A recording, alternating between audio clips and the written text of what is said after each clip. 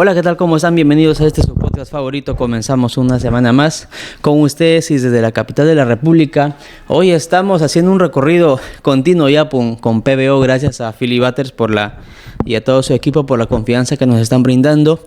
Y hemos hablado de Amazonía, hemos hablado de cultura, identidad, hemos hablado de política hace unos días con Philly Butters, y ahora, si estoy en la capital y no hablar de deporte, la capital es como que el epicentro de todas las comunicaciones del deporte, y por eso es que está con nosotros el gran Carlos Alberto Navarro. El Tigrillo Navarro lo conocemos nosotros en la Amazonía y creo que en todo Perú. ¿Qué tal, Carlos? ¿Cómo estás? ¿Qué tal, John? ¿Cómo estás? Muchas gracias por la invitación, a tu disposición, y siempre hay gente que uno conoce en la Amazonía, en San Martín, un sitio tan simpático, A ver. Sí, normal. ¿Escucha lejano? A ver, hola. Sí, ahí está. ¿Sí? ¿Seguro? Sí. Yo te escucho más claro a ti que a mí. Hola. Sí, dos. Lo probamos. Hola. Aún sé que no esté prendido. A ver. Parece que está... Hola. No. Hola, dos. No. Ahora sí. Eso era. Hola. Ahora sí. Ahora sí. Ahí está. Ya. Sí. El tema de los... Ahí está. Esto pues es podcast, ¿no? Ajá. En un tema de televisión no pasa. Y si es que pasa, se camufla bien. No, en la televisión de ahora pasa de todo, hermano. Ah, ya. Ha cambiado bastante. Ahora pasa de todo, ya no es como antes. Antes eran muy estrictos en la televisión. Yo he trabajado en Panamericana Televisión, donde es una escuela espectacular. Te enseñan los técnicos, los luminitos, todo. Sí, pero sí, es normal, sí. Y después, ya ahora, los chicos que trabajan son más tolerantes, pero eso no se permitía. Uh-huh. Una falla televisiva era no volver a trabajar en ese medio. Bueno, por lo menos en ese canal. Sí, ha cambiado bastante. Y precisamente antes de continuar con lo que me estaba diciendo de la afinidad que tienes con la Amazonía, me estoy hospedando por el cercado de Lima y venía a Miraflores para hablar contigo y me encontré con un chofer que había sido de la policía Guardia Civil. ¿Ya? Entonces, así como tú me dices, antes en la televisión era diferente, él me dio una escuela en 25 minutos y yo quería que el tráfico sea peor para quedarme un ratito más, porque como teníamos tiempo, claro.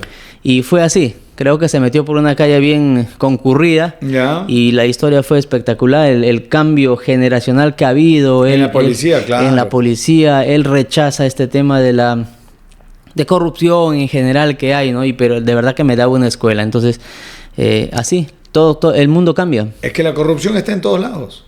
Es verdad. No es en la policía, está en la policía, en los municipios, en cualquier organismo del Estado, y particular también.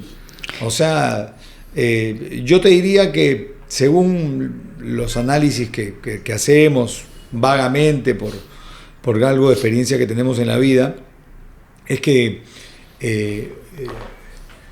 hay mucho dinero en las manos de las personas, y si tú preguntas cuál es la fuente de trabajo que tiene, te vas a dar cuenta que no justifica. Guarda. Okay. Sin embargo, ahí está de la plata. Por eso que el tema del dólar, que no sube, que esto, que el otro, que Castillo. Uh-huh. La economía es bien difícil porque se sustenta, creo yo, en un alto porcentaje en el dinero negro. Y el deporte no es la excepción. Sí, en el deporte, por supuesto. O sea, en temas de Copa Perú, la minería ilegal, hay narcos, hay de todo. Hay de todo. Ahora, no son los únicos dineros oscuros. Uh-huh. Hay, como te digo, hasta de los entes privados también se saca dinero negro. Así es. Hay de todo. Antes de que te cortara, me decías que tienes una afinidad a la selva. Sí. Yo tengo un gran amigo allá que es José Luis Orbe, a él y su familia. Los queremos mucho. Mi familia quiere mucho a la familia de José Luis, a su esposa, a sus hijas, y tenemos una comunicación constante, permanente, y siempre estamos uno preocupado del otro, ¿no? ¿La última vez que te fuiste a la selva fue por deporte o por aventura, por diversión? Yo en realidad creo que he viajado, las veces que he ido a Tarapoto ha sido más por relax. que han sido cortos, pero relax al fin, ¿no? No he podido viajar con mi familia completa. He viajado de manera individual, he viajado con mi señora, pero por una suerte me fui al cumpleaños de la esposa de José Luis, de Marilú. Ok. Y después no he podido ir con mi hija y mi señora porque siempre hemos estado pendientes de eso y hasta ahora no se cristaliza. En los últimos años, y específicamente la zona de San Martín Tarapoto, que es un destino, el turismo ha aumentado. Sí, muchísimo. Ha aumentado bastante. Muchísimo. Es que es muy... uno se siente cómodo, la gente es sencilla, el hombre de la selva es alegre, es jodido, te toma el pelo. Cuando toma confianza contigo se va de avance. Es muy entretenido. Ok, y quizás sea por los últimos acontecimientos, el todo éxito que hay en cualquier parte del mundo genera turismo. El deporte, por ejemplo, cuando ingresó el comercio a la nacional, eso fue un boom en la Amazonía, claro. Y eso también hizo que haya más visibilidad en la región. El fútbol mueve más allá de las expectativas que tú te puedas imaginar. Sí. Hoy, por ejemplo, un partido, la U se da el lujo de jugar o viernes o lunes en la noche y lleva 50.000 personas. Sí. Y antes la gente sufría para ir a ver a la U, decía, no, irme hasta allá, tal. La gente ahora ya la caminata forma parte de la experiencia. Sí. Y alrededor de las 50.000 personas que van, hay mucho comercio en los alrededores del estadio, desde el mismo hecho en que tú tienes que llegar hasta allá, lo haces por micro, por taxi, o sea, la economía se mueve con el fútbol. Así es, tengo una empresa de alquiler de toldos. Antes lo hacía para organizar ferias y en los últimos tiempos, cada cierto tiempo, me llaman y me dicen, John Omar, necesito 3 toldos. ¿Para dónde? Frente al estadio de Tarapoto, me dicen. ¿Y quiénes son? Las señoras que venden sus presitas, claro, sus asaditos, que se ponen ahí y cuando llegan equipos nacionales, pues con la U, Alianza, llegaban acá. Claro. Entonces, es toda una movida. Se paraliza la zona esta del estadio y genera desarrollo económico. Muchísimo. O sea, hay gente que está esperando que llegue el partido porque sabe que su economía va a tener un ingreso. Y hay algunos también que van desde la capital y, porque se vea, extienden sus carpas ahí, y sus polos y claro, merchandise, lo que venden, ¿no? Sí, mueven. Hasta los revendedores viajan a provincias. De todo. ¿Tu mundo toda la vida ha sido el fútbol? O el deporte, ligado al deporte. Sí, ha sido desde familia el tema periodístico, ligado al deporte con mi padre. Él ha estado... él de haber comenzado en estas lides en los años, inicio de los 60s, wow, me imagino, yo tomo esto desde el 84, o sea, cuando mi viejo ya tenía 20 años por lo menos en estos... ¿Ya? ¿A los cuántos años? Yo, sí. 20 años. A los 20 años yo comienzo de manera ininterrumpida. Ya, pero desde pequeñito tú le veías a tu papá narrar. Yo estaba, o sea, eso es parte de mi quehacer. El tema de la cabina, del camarín, de la transmisión de fútbol. Para ti era ya natural. De los viajes de mi viejo. Para mí era normal, tanto así que los niños que estudiaban conmigo en el colegio me decían, por favor, llévame al estadio. Ya vamos. Claro. Y para mí era normal, simplemente le decía 2 días antes a mi papá, papi, fulano quiere ir al partido. Ya, ok, salimos a tal hora por si acaso. Y llegaba a la casa, nos íbamos desde la casa en el auto y disfrutábamos del partido, después regresaba. ¿En algún momento has faltado a clase primaria, secundaria para ir a acompañar a tu papá? No, nunca. Siempre había esa disciplina Nunca, porque normalmente los partidos de fútbol eran... fines de semana, claro, o en la noche, si era mitad de semana. Pero de repente he faltado en algún día a clases y no me acuerdo porque... Un clásico, pues.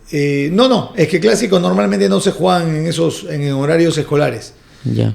O de clases escolares. Yo te digo porque que no recuerdo, porque para mí era tan normal estar en los estadios. Sí. Que no era una cuestión expectante, o sea, sí, ahora voy a ir al estadio y no puedes dormir y ya te imaginas, así que, sí, no, para mí era normal entrar al camarín, con los reporteros que trabajaban con mi viejo, con Lalo Archimbó, con el Ejalder Godos, ir a recoger la alineación, y en esos tiempos no son como ahora, pues, ¿no? En esos tiempos el periodista se metía al camarín, hablaba con el jugador cuando la transmisión todavía no había salido al aire y sacaba información. Y te ponías a conversar, conversar con él y ya, después de un rato sacaba la información. Lo estaban masajeando el jugador y tú estabas ahí conversando con él si tenías afinidad, ¿no? Claro. Y eso era muy normal, hasta que ya vinieron los derechos de televisión, entonces ya no puedes entrar al camarín, ya no puedes hacer entrevista al jugador antes de que comience el partido. Y también entrabas con tu papá así a conversar. Sí, con mi papá no, porque mi papá se quedaba arriba en la cabina, pero iba con los reporteros. Tenías una ventaja sí, ahí, ¿no? Pero mi viejo desde antes tenía familiaridad con los jugadores, con los entrenadores, por supuesto. Te vi en un podcast ayer, precisamente antes de llegar, decía, yo no soy... mi hermano sí, desde que nació pisó pelota. Mi padre le llevaba a jugar, creció, se hizo futbolista de colegio, selección, ¿no? Copa Perú... Tiene 45 años, ahora es árbitro. ¡Ah, caramba! Y se tituló, es árbitro ya profesional, se tituló y ahora le digo, ¿y hasta dónde? Hasta que me muera. ¿Y qué vas a hacer? No sé, algo veré. Claro. Ahora se ha puesto de comentarista deportivo, le llaman. O sea, para quienes les gusta el fútbol, en algún momento sí o sí se meten, en cualquier lado están. Mira, yo te cuento una anécdota. Yo tengo uno de mis mejores amigos. Se llama Enrique Zuleta. Okay. Él es amigo mío de la universidad. Se fue a radicar a Estados Unidos. Él tiene 4 hijos. Uno de sus hijos, el menor, comenzó a jugar al fútbol allá en Miami. Y fue dirigido en menores, en estas academias que hay, por uno de los centrales de la selección colombiana, Perea, que fue al Mundial del 94. No me acuerdo si es Luis Perea. Y Perea lo vio al hijo de mi amigo, a Samuel, y le dice, la verdad es que tu hijo tiene condiciones. Entonces los entusiasmó a Samuel y al papá. Entonces comenzaron a investigar y vieron que había un campamento de fútbol en España, en un club.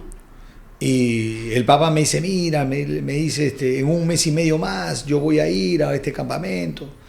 Y ya le digo, está bien, le digo que experimente, que vea, para ver si es que tiene condiciones, de repente puede llegar a un club.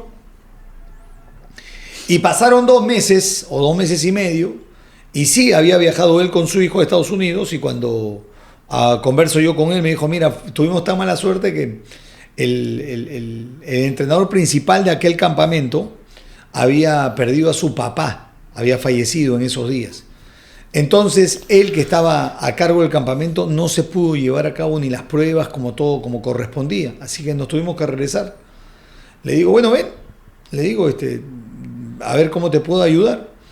Y hablé con un amigo mío, que es Miguel Ángel Arroyo, que fue entrenador de Alianza Lima, y le pedí por favor si es que lo podía ver al muchacho. Dijo, no hay ningún problema, le dijo. Y lo vio y me dijo, sí, el chico está bien físicamente, tiene estado atlético, pero déjalo. Y se quedó como 2 meses y medio. O de repente más, hasta 4 meses creo que se quedó. Y este muchacho, que venía de vivir en Miami, andaba con todo la categoría de Alianza Lima, para arriba y para abajo, en micro, subían, bajaban, convivía con ellos. Y llega un momento en que Miguel Ángel me dice, ¿sabes qué? Me dice, el muchacho va a llegar a jugar al fútbol, pero de repente por ahí en segunda división, pero en primera no va a estar. Y me dice, pero dile que venga a hablar conmigo, o yo se lo voy a decir, me dice, porque no es la única manera de estar ligado al fútbol. Si uno ama el fútbol, quiere al fútbol, se apasiona por esto, puede ser preparador físico, puede ser entrenador, puede ser árbitro, puede ser comentarista. ¿Te gusta este mundo? Bueno, y quieres permanecer en él, hay muchas puertas. Sí.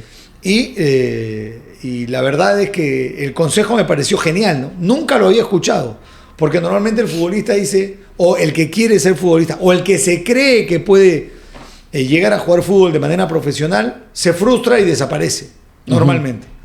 Pero el que le gusta el fútbol, claro, y el que le gusta estar ahí, aunque recoge bolas, claro, aunque la palabra no es aunque, porque estar ahí también es algo muy importante, sí. Está. Ahora bien, seguía viendo tu biografía, y tú no estudiaste periodismo, tú estudiaste Derecho. Sí, yo estudié los 6 años de Derecho en la Universidad San Martín, Era un alumno promedio, no era un mal alumno, tenía un muy buen grupo de estudios. Somos creo que alrededor de 8 compañeros que estudiábamos todos los años juntos, y cuando llegaban los exámenes parciales o finales nos juntábamos en la casa o en mi casa o en la casa de un par de amigos más, éramos los 8 y la mamá o el papá de casa tenía que correr con el desayuno y almuerzo de todo el grupo.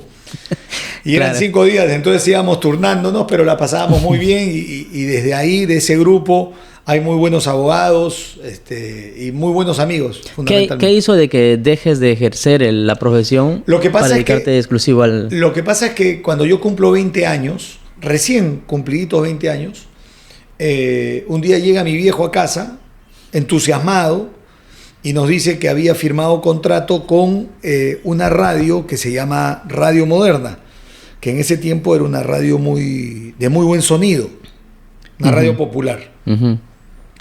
Y llegó entusiasmadísimo, con esta radio la vamos a romper, que esto, que lo otro. Pero él hablaba como su programa, ¿no? Porque yo no estaba involucrado en el programa, en Campeonísimo.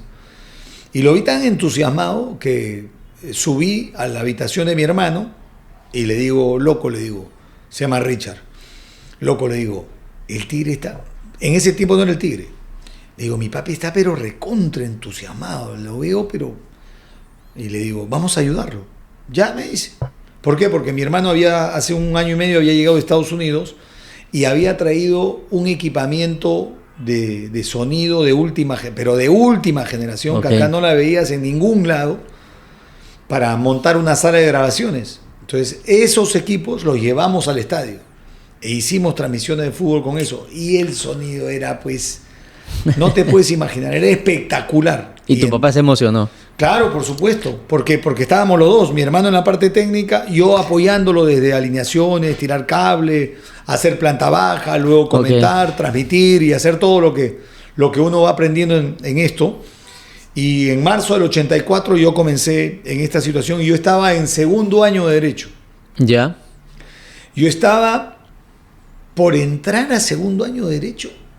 Espérate, 84, yo entré 82, claro, había terminado el 2º año de Derecho y yo tenía unas clases en horario muy singular porque mi ciclo era de abril a diciembre, corrido, porque eran años, no eran ciclos. Ya, no era en Derecho en la San Martín era año, no era ciclo. Entonces nosotros hacíamos desde abril hasta diciembre. Es como escuela. Como colegio. Como colegio, claro. Y yo tenía diciembre, porque diciembre se estudiaba los primeros días simplemente. Tenía diciembre, enero, febrero, marzo. Tenía libre. Vacaciones, ¿me entiendes? Igual me juntaba con mis amigos de la universidad y todo lo demás. Pero ese ingreso, y además que yo estudiaba en la mañana. Solamente el primer año de Derecho lo hago en la tarde, pero de segundo para adelante yo estudiaba en la mañana. Yo tenía clase 7 u 8 de la mañana hasta la 1 de la tarde y de ahí quedaba libre. Entonces el programa que comenzó en la mañana de Campeonísimo, en el programa diario, digo yo, después pasó a la tarde. Así que para mí era normal. Entonces yo estuve constantemente y de manera ininterrumpida. O sea, el apoyo que ya... El inicio no fue cuando terminaste la carrera, sino en los primeros ciclos ya empezaste a apoyarle. Ok. Ahora, me interesa bastante tu nombre. Obviamente se hace notar que es referencia a tu padre. Ajá. Pero ¿cómo apareció el tigre y cómo apareció el tigrillo? El tigre... Tito Navarro era un periodista muy conocido. De un estilo revolucionario en la radio de aquel entonces. Mi papá era demasiado directo, era muy ácido, pero al mismo tiempo era jodón, era burlón, y sabía mucho, se preparaba, leía mucho, se trataba de preparar. Y cuando llegamos a Radio Moderna, en el año 84, nosotros empezamos a las 8:30 de la mañana, luego de un programa de imitadores en el que ha estado, bueno, después llega Carlos Álvarez con su hermano, después de ellos llega Edwin Sierra, después de ellos llega Manolo Rojas. Entonces, toda esa generación entraba. Todos ellos estaban en Radio Moderna y hacían un programa que se llama Lo Bueno, Lo Malo y Lo Feo. Okay. Ellos hacían un programa que tenía una sintonía espectacular hasta las 8:30 de la mañana y nosotros empezábamos de 8:30 a 9:30 de la mañana. Uh-huh.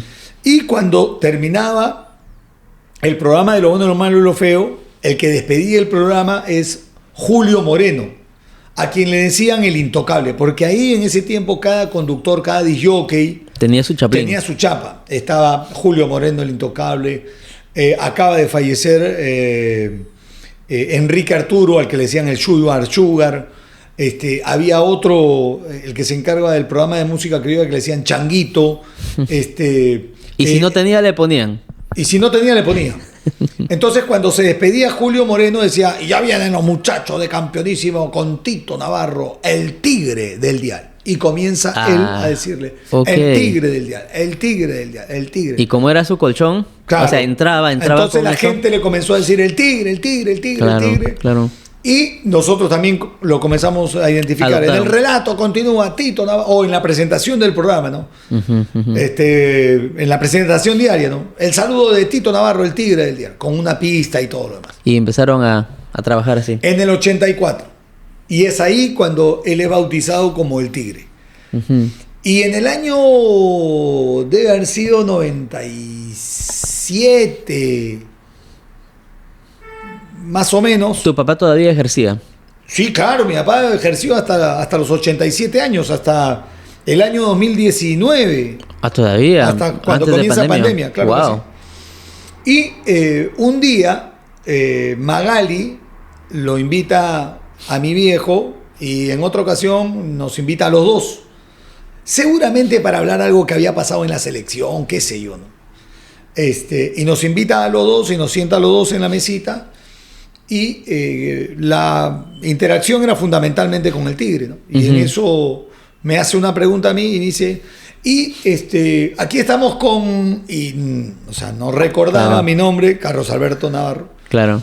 Entonces dice: con el tigrillo.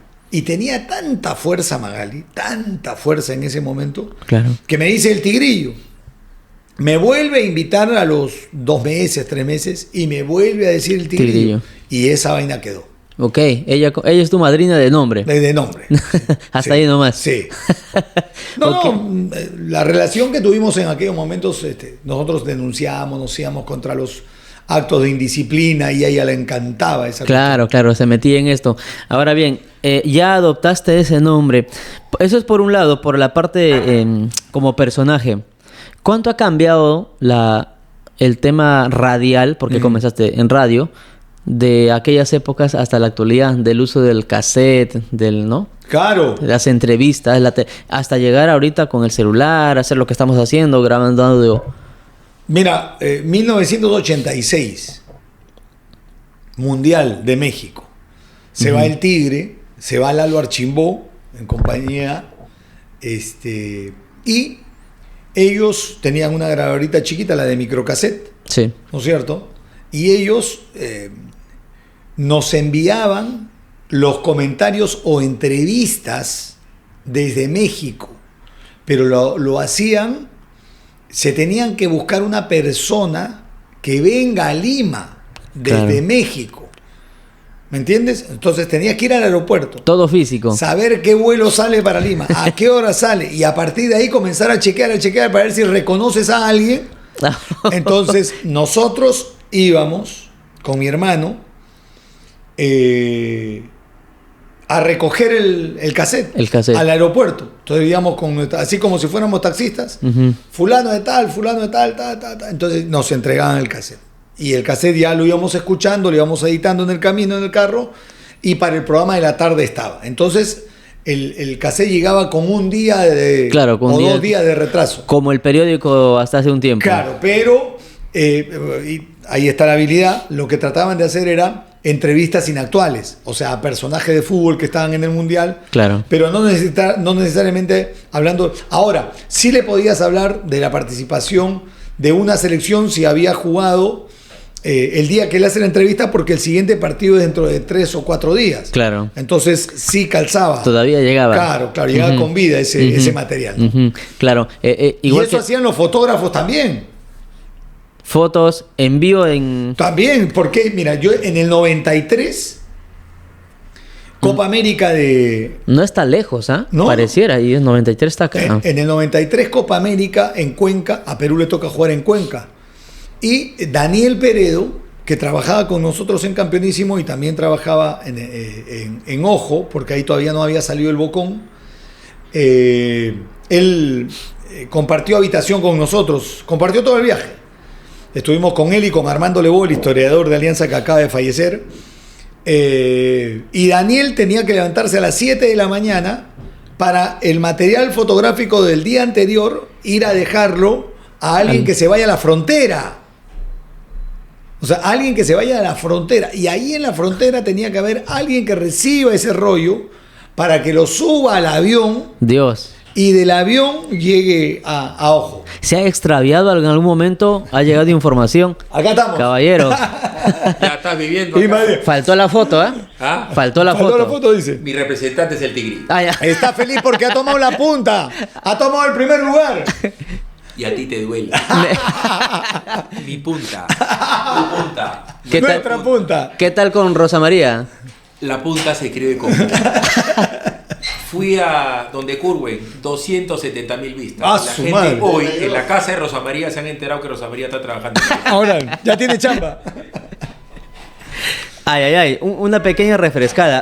Grabamos con Philly, pero no nos hemos tomado foto. Ya, esta es la foto.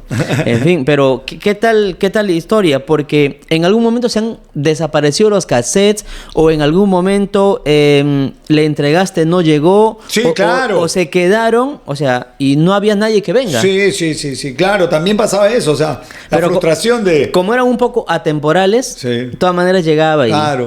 Claro, alucinante. Es que las comunicaciones cambian de una forma. Imagínate que un año después,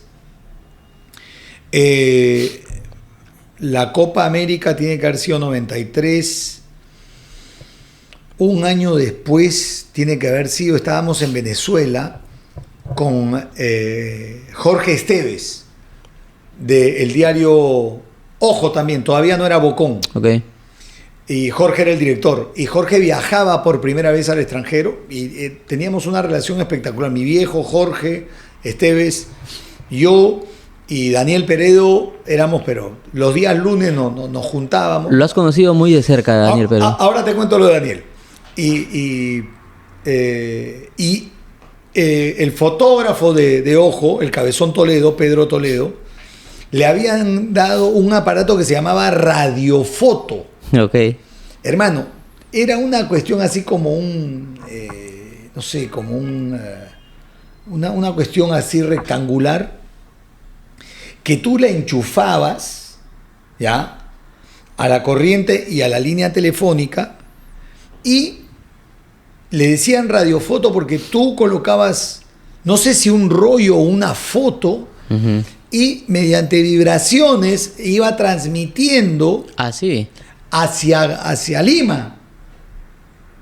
Y a veces, una foto te demoraba 40 minutos en pasar, una foto para pasar una foto, imagínate. O sea que cuando vas ahora a un centro copiado no escanea, no, pum, listo, al toque. Claro, Carlos, tengo 36, mientras tú estás contando, mi mente está trabajando, intentando, porque no he conocido ese aparato, ¿no? Claro, Qué loco.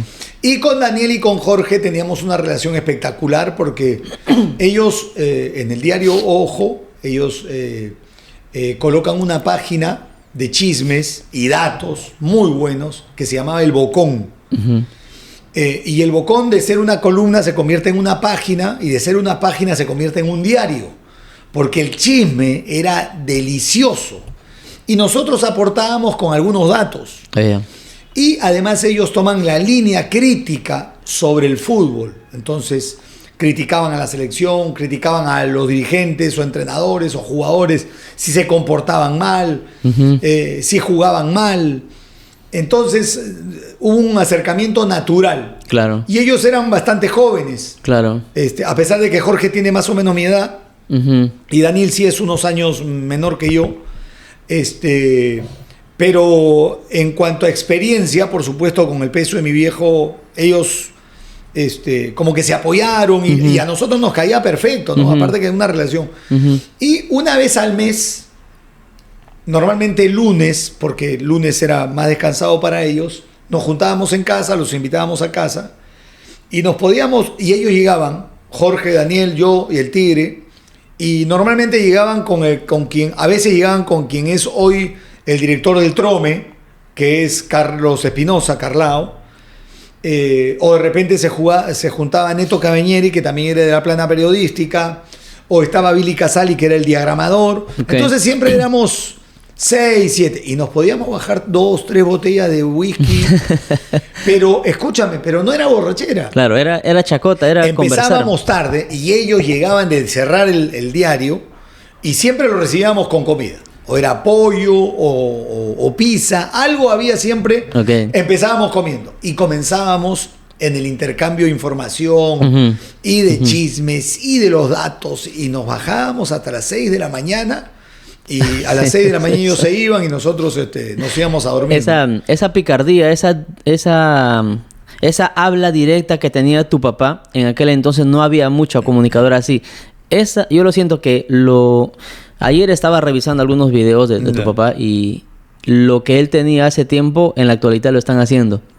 Claro. Hace como 10, 15 años el deporte se comunicaba un poco más protocolar. Sí, claro. En el noticiero entraban todo todo formal, formalito, sí, circunspecto. Te daban 2 minutitos y ya pum, Federico Salazar salía y entraba. O sea, eso es lo que veíamos nosotros, ¿no? Ahora ha cambiado bastante. Sí, claro. Hay broncas, debates, que me dijo, que te dijo, ¿no? Y seguramente tú has tenido varias de esas, ¿no? Discusiones con mi viejo, claro que sí, por supuesto. Nosotros hemos discutido muchísimo. Nuestro programa era polémico. Era polémico. Campeonísimo era fundamentalmente polémico. Yo polemizaba con él polemizaba con el comentarista Lucho Espejo, con Armando Lebó. Tenía su momento de polémica, tenía su momento de joda, como le decimos. Pero no eran en todas las radios. Ese formato no era en todas las radios. Ese era el estilo nuestro. Sí, ese era el estilo nuestro. Mi papá decía, ¿cómo se te ocurre que alguien va a estar frente a una radio y te va a escuchar 6 horas? ¿Te has dado cuenta que cuando habla de tu padre la voz se te cambia así como que...? Claro, no, yo lo trato de imitar. No me sale el timbre, ¿no? Pero el estilo de... Entonces, eran 3 partidos seguidos que se jugaban. Era triplete en el mismo estadio. Entonces, ¿cómo? ¿Terminabas? ¿Cómo puede? No. O sea, terminaba muerto pero feliz. Claro. Porque eran 6 horas de una intensidad que, si el partido era malo, le metíamos la chacota, la burla, los chistes. Y la gente se reía y no se transmitían los partidos por televisión. Entonces le quedaba escuchar e imaginarse el partido. Sí. Y el partido, cuanto más malo era, nosotros más duro le dábamos. Lo que estoy haciendo cuando me estás contando, pero yo tratando de imaginarme cómo pasa, claro. Claro, porque el Tigre decía, la radio es una fantasía. Entonces, el que te está escuchando se está imaginando lo que tú le cuentas. Sí. Entonces nosotros hacíamos 6 horas y la gente se quedaba 6 horas al pie de la radio en su casa, pasando su domingo, escuchando las transmisiones, y eso lo constataba rápidamente, porque al día siguiente te cruzabas con alguien y decías, oye, lo que le dijiste ayer, muy bueno.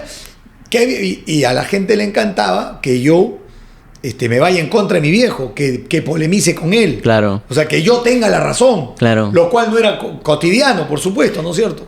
¿Ha sido fácil para ti adaptarte a la televisión, a los medios de comunicación, a los medios digitales? Muy natural. No, los digitales no, porque para mí los digitales, yo hago podcast, el YouTube está ahí, yo simplemente hago o radio o televisión, y así eso se sube. Eso se riega ya. Si eso se riega es otra cosa. Pero sí, como te decía, ha cambiado mucho esto, y lo que no me gusta hoy es que hoy lo bueno es que cualquiera tiene acceso a ser escuchado. Sí. ¿Ok? Y ahí también entra de todo, ¿no es cierto? La desinformación, el fake. Entonces se convierte en los que normalmente hacen esto, son periodistas de Twitter. O sea, tú te informas por Twitter qué cosa es lo que ha pasado. No acudes a la fuente, no sabes verdaderamente lo que ha pasado. Simplemente repites.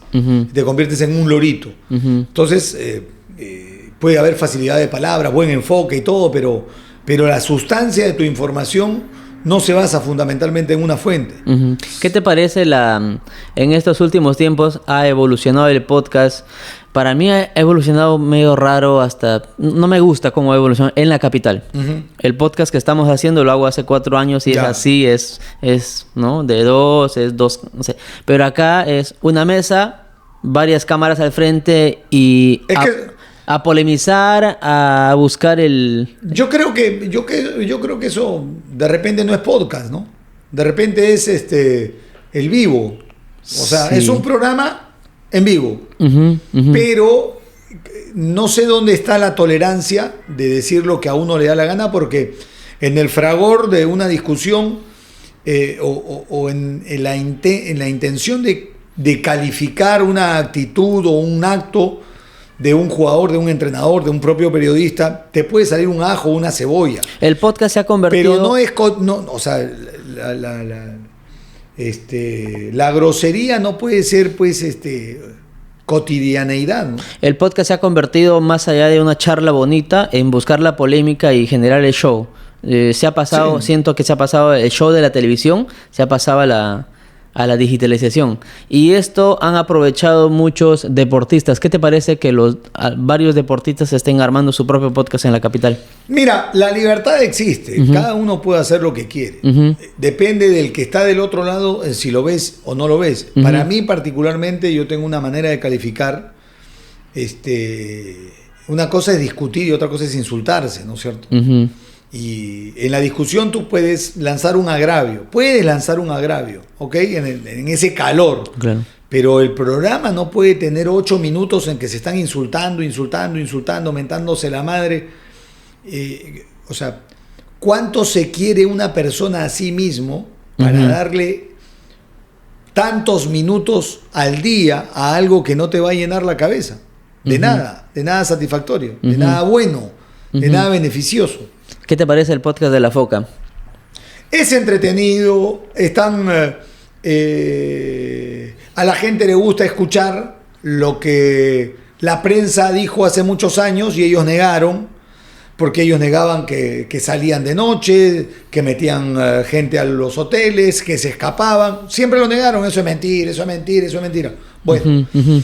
eh, Recuerdo una época donde se fueron con toda su familia los deportistas y eso fue bien polémico. Tú lo... no sé, o sea, si tú te vas en familia, no hay problema. Sí, pero digamos dentro de la ¿Qué?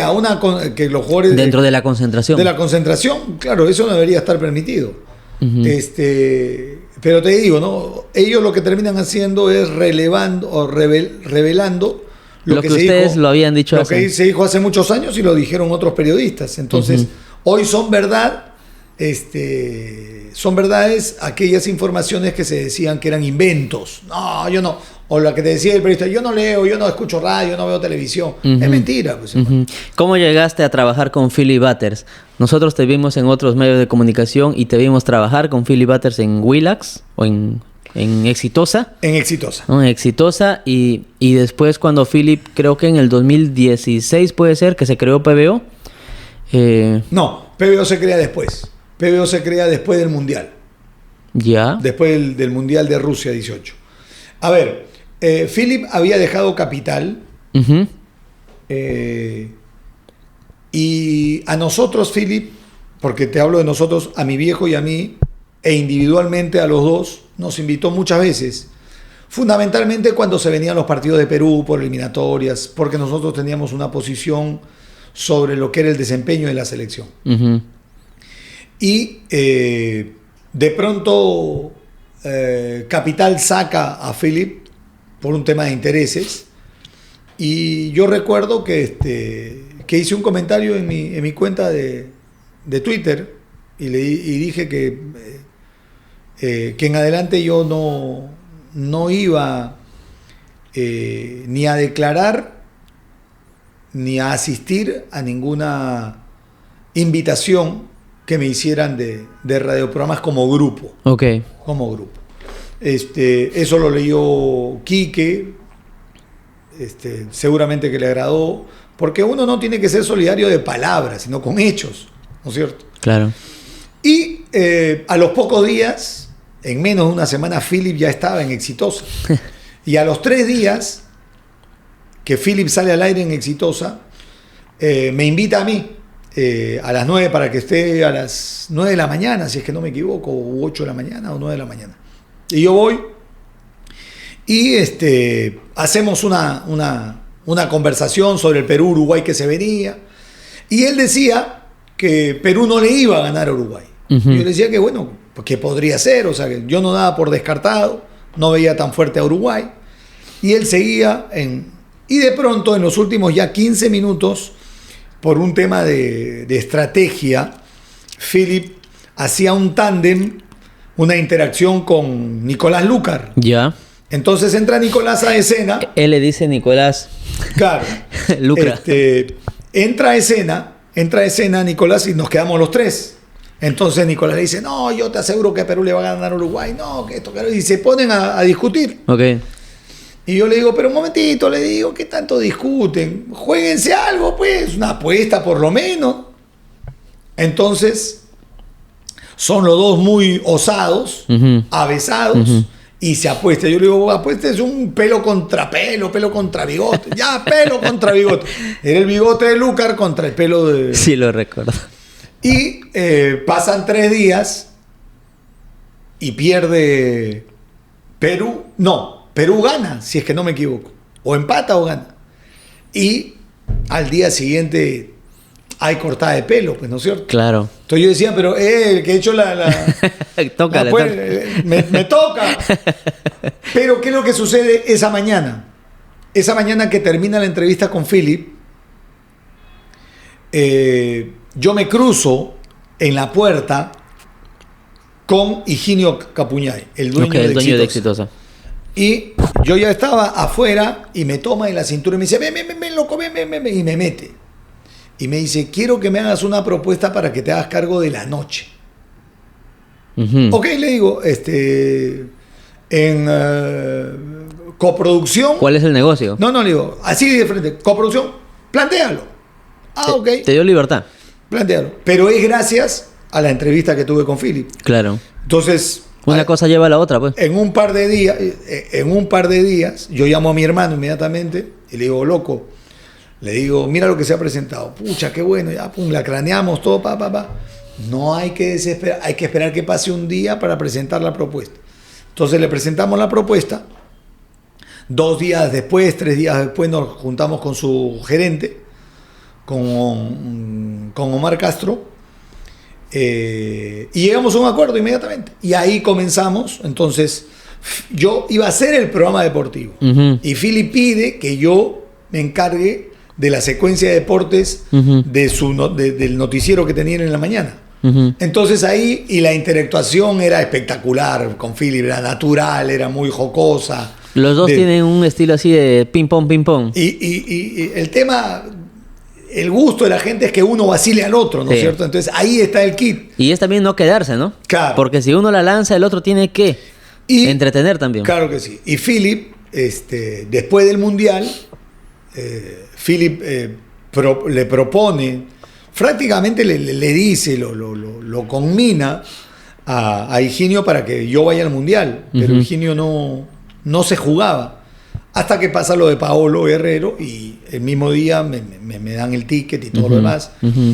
Y nos quedamos ahí con Philip. Y Philip... Fue tu Pepa, ¿no? El Paolo va, sí. Claro.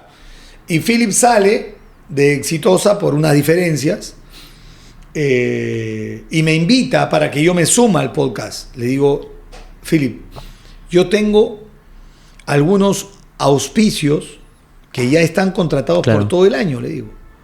Pero no hay ningún problema, le digo. Si es que yo los puedo trasladar o me ofrece las mismas condiciones, ok, me dice. Y él estaba incipiente en esto, ¿no? O sea, muy, pero muy pequeñito.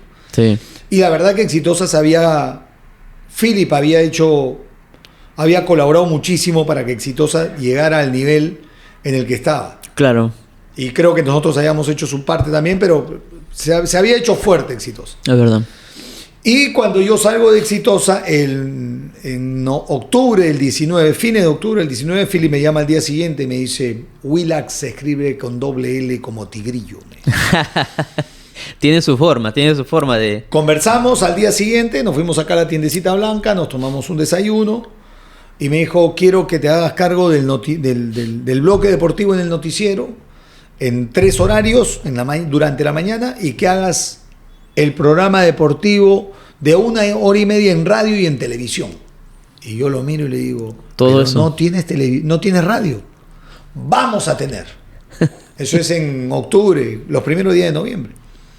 Y esperamos hasta junio para que Willax le otorgara 1 hora más en la programación, sí, que permitía que yo estuviese, porque yo no podía entrar con el mismo horario que tenía Philip.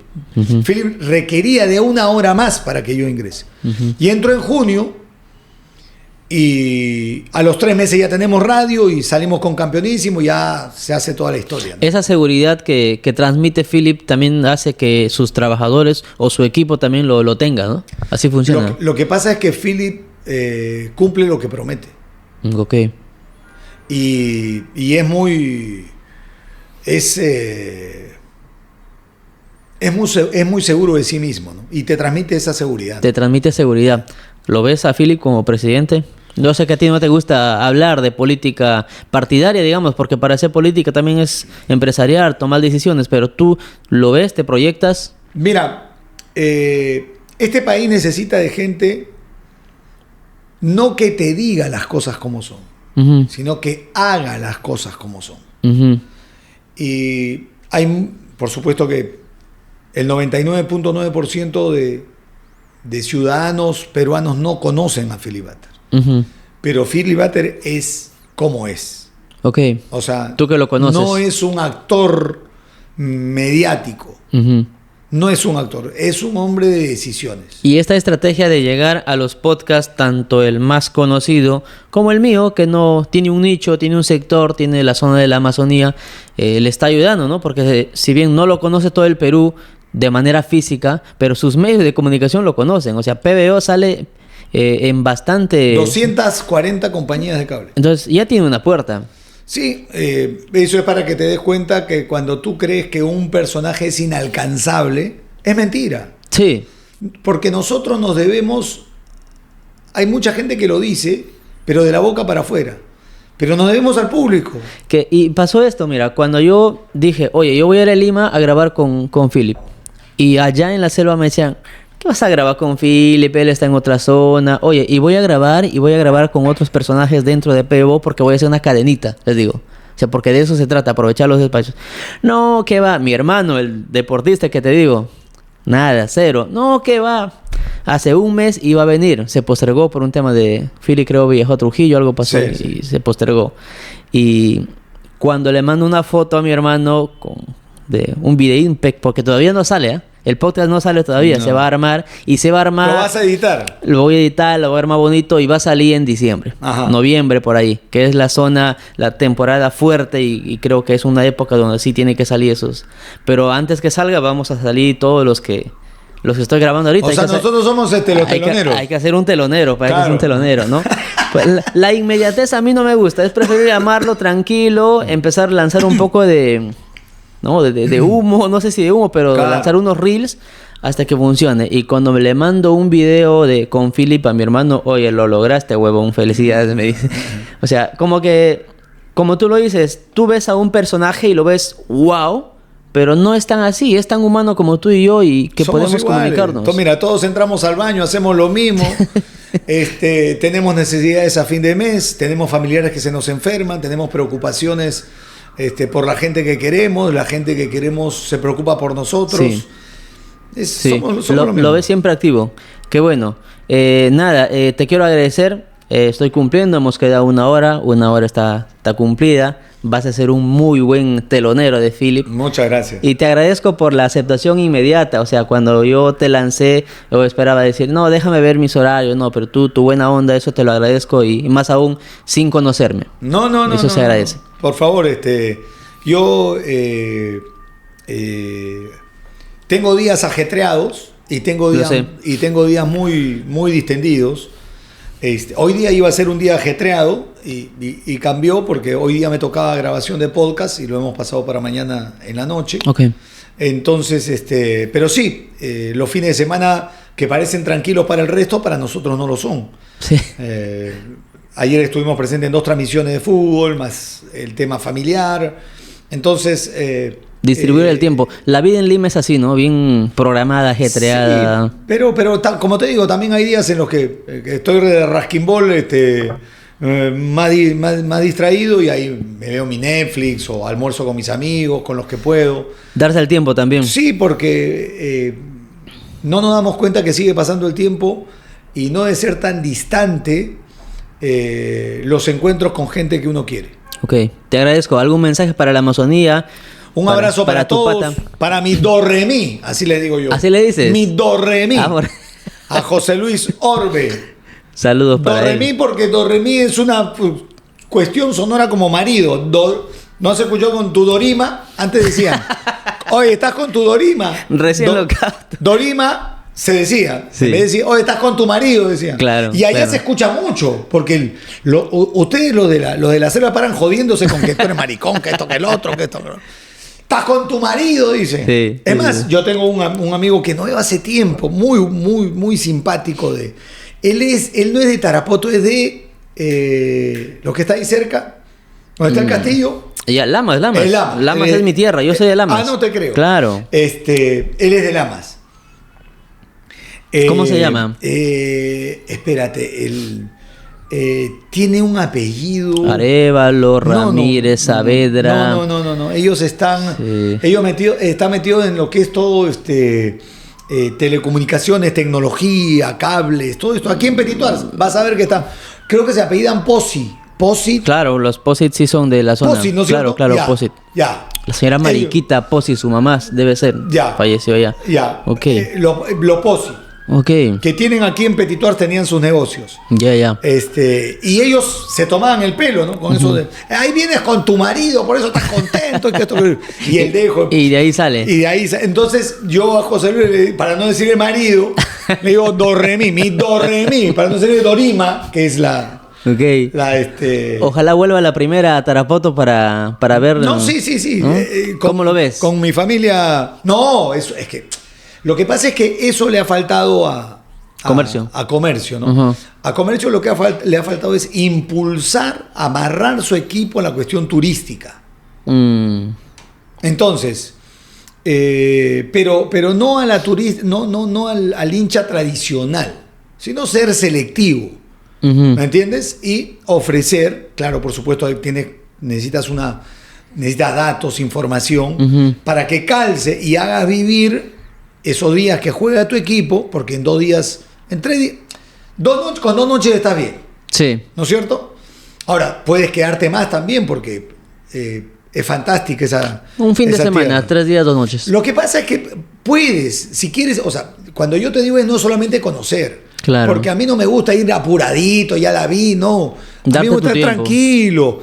Por ejemplo, estar en este sitio que se llama La Gata, ¿cómo es? El mono y la gata. El Mono y la Gata. ¿Te gusta el Mono y la Gata? Me encanta porque queda en un sitio, tienes un paisaje, te dan los traguitos típicos. los traguitos típicos que son los macerados, ¿no es cierto? Y Un disfruta- rompecalzón, Mira, la primera vez que fui ahí, yo le dije a José Luis, mira hermano, yo quiero venir acá, pero meterme una bomba acá. Ok. O sea, salí borracho de acá, hermano, Y- pero tranquilo. O sea, no esos desesperaditos que quieren en media hora emborracharse. Y con esos traguitos es rápido, ¿ah? Claro que sí, claro Cae que rápido. sí. Muchísimas Sí. gracias. Un abrazo para toda la gente de San Martín, de Tarapoto, de Lamas.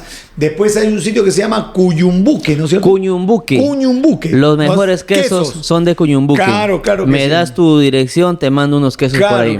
Claro que sí. Claro que sí, gracias. Muchísimas gracias y espero. Conoce bastante de distrito de la selva, ¿ah? Es que no he ido al distrito, sino que mi do-re-mi me ha contado Te de ha todo guiado. eso. Cuando vayas, próximamente, seguro, visítanos. Te vamos a hacer una ruta ahí. Claro que sí. Muchísimas Muchas gracias. gracias. Un saludo para todos y ojalá que sea un buen telonero. Definitivamente.